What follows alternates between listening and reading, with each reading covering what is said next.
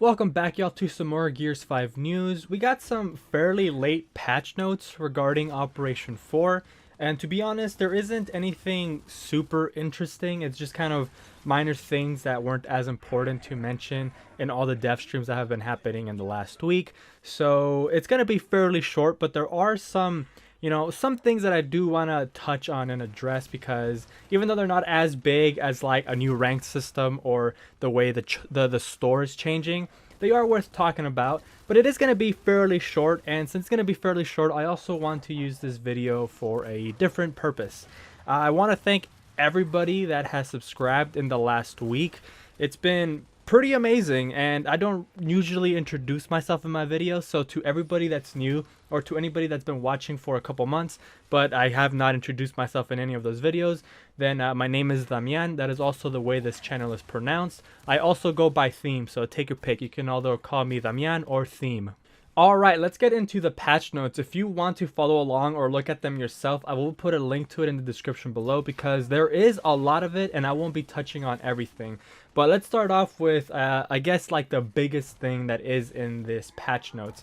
And that's that the ally system is changing. To be honest, I completely forget that the ally system is even something that you can do in Gears 5. So if anybody is like me and doesn't know exactly what it is, it basically rewards you for playing with friends. The more you play with friends, you basically earn XP together, and you're like leveling up a friend bar or an ally bar.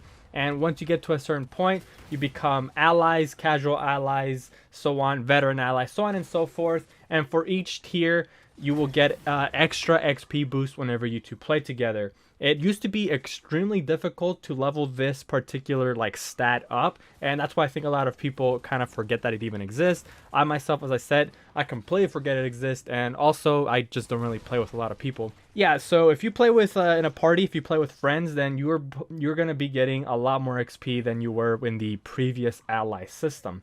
Now let's move on to some gameplay. The first one being the Gnasher. Everybody knows about this, that it's getting 8 shots. So the reason it hasn't been implemented yet, even though it was in the dev stream and they talked about it in the dev stream, they wanted the 8-shot Gnasher to be introduced into Gears 5 at the same time that the loadout weapons got their nerfs or their changes. That's when they wanted to implement 8-shot Gnasher, but it was a slightly bigger task to do, and they realized they were going to have to wait for a title update in order to implement this big change. And that's why we're getting 8-shot Gnasher at the start of Operation 4, and we didn't get it a few weeks back when the developer playlist first went live. And the second big gameplay thing is that flashbangs are making a return. I myself got a few flashbacks from launch Gears 5 and how powerful flashbangs were.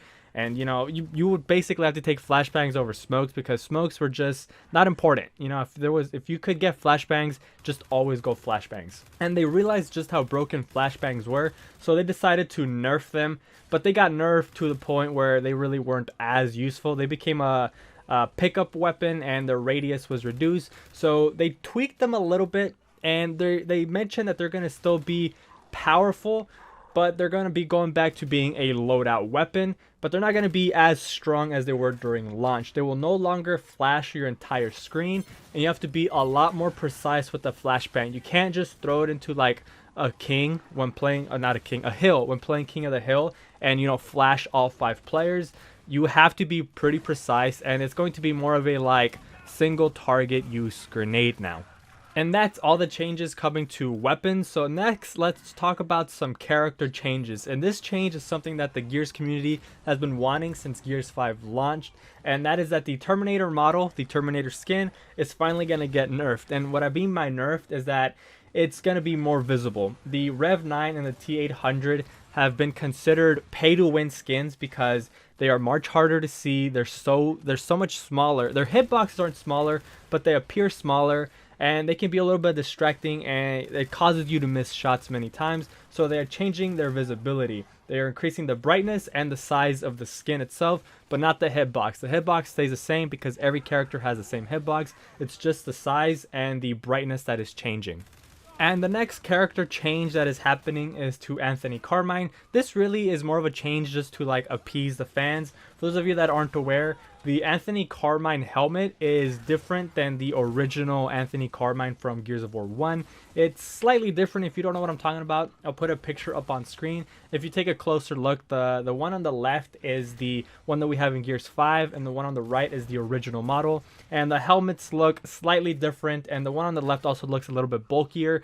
They aren't necessarily going to change the size, it's just the helmet they are focusing on. It's not really like a big problem to me, but a lot of the hardcore Gears fans did have an issue with it, so they are changing the helmet back. So if you're one of those people that cared about what the helmet looked, then there you go. There, the Anthony Carmine is finally going to have its original helmet. And that's really it. That's all the main changes that I want to talk about. There is tons of other PvE stuff, but I myself don't play PvE. But again, I will put a link to the patch notes in the description below if you want to take a look at all that yourself, because there seems to be a lot of good stuff for characters specifically getting changes to themselves.